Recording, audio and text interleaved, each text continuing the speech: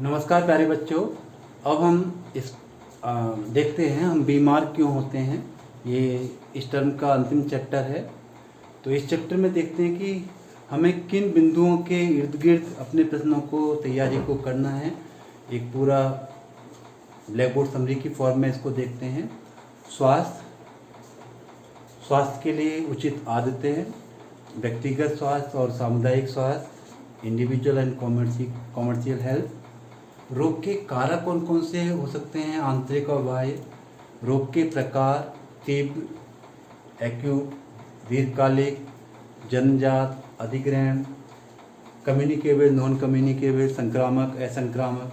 रोग के कारण जो रोगाणु हैं, रोग फैलने के साधन, किन किन तरीकों से फैल सकते हैं, निवारण के सिद्धांत, सामान्य विधि और विशिष्ट विधियाँ और उपचार के नियम। एक संक्रमित व्यक्ति से, इन्फेक्टेड पर्सन से हेल्दी पर्सन में किस तरीके से बीमारी फैलती हैं।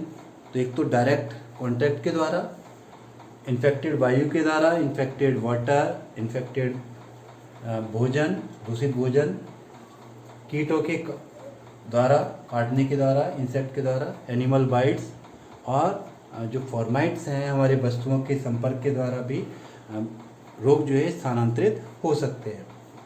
संक्रामक और असंक्रामक, कम्युनिकेबल, नॉन कम्युनिकेबल डिजीज, इसमें 2 या 3 अंतर पूछ लिए जाते हैं। संक्रामक में यह संक्रमित व्यक्ति से, इन्फेक्टेड पर्सन से स्वस्थ व्यक्ति में फैलता है, जबकि असंक्रामक संक्रमित व्यक्ति से स्वस्थ व्यक्ति में नहीं फैलता।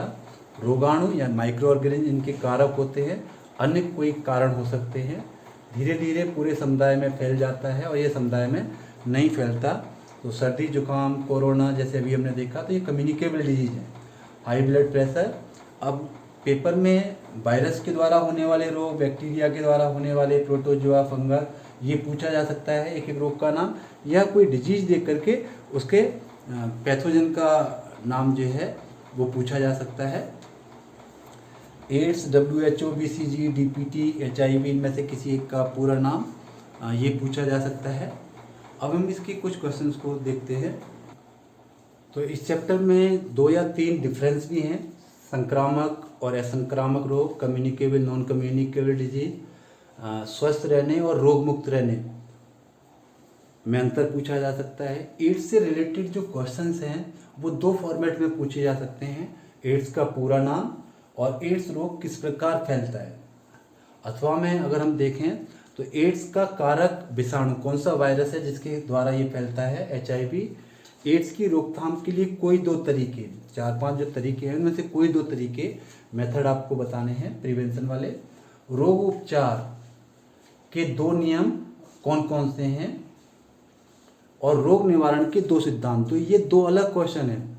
रोग उपचार के 2 नियम, एक तो ये है रोग के प्रभाव को कम करना, और दूसरा रोग को जड़ से खत्म करना, यानी जो उसका रोगाणु है उसको खत्म करना। रोग निवारण के सिद्धांत में अगर हम देखें तो सामान्य विधि, जिसमें हम प्रिकॉशंस लेते हैं, और दूसरा है उसकी विशिष्ट विधि।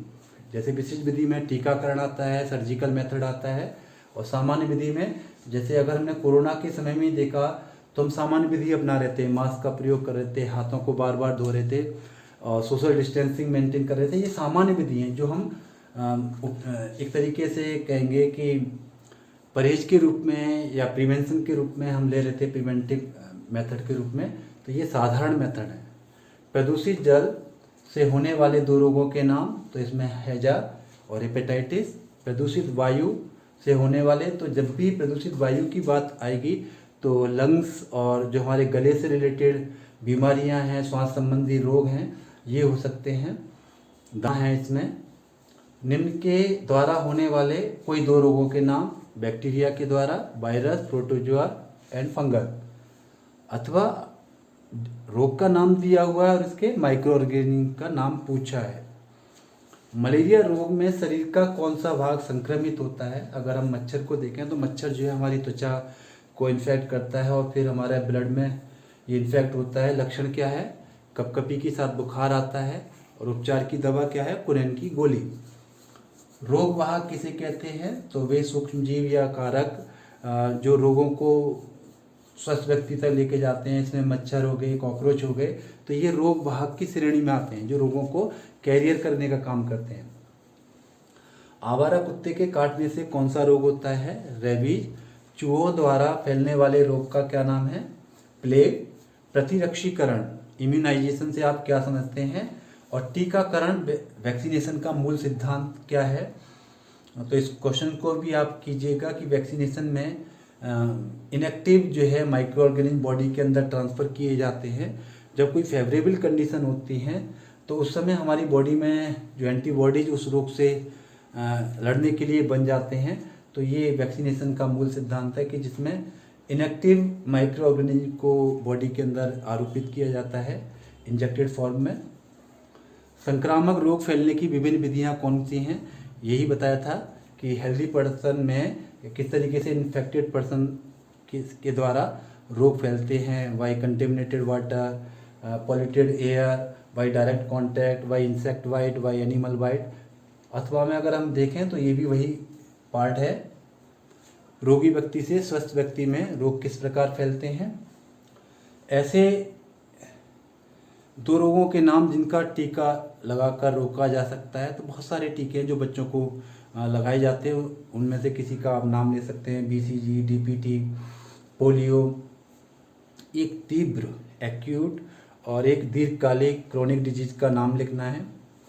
एक डॉक्टर या नर्स जो व्यक्ति के संपर्क में अधिक समय तक रहते हैं अपने को रोग से बचाने के लिए क्या आवश्यक कदम उठाते हैं? कोई 3 उपाय लिखो। एक तो वो अपने हाथ को बार बार धोते हैं, ग्लव्स का उपयोग करते हैं, मास्क का उपयोग करते हैं और समय समय पर स्वयं की जांच कराते हैं, एंटीबायोटिक्स लेते हैं, प्रतिजैविक लेते हैं।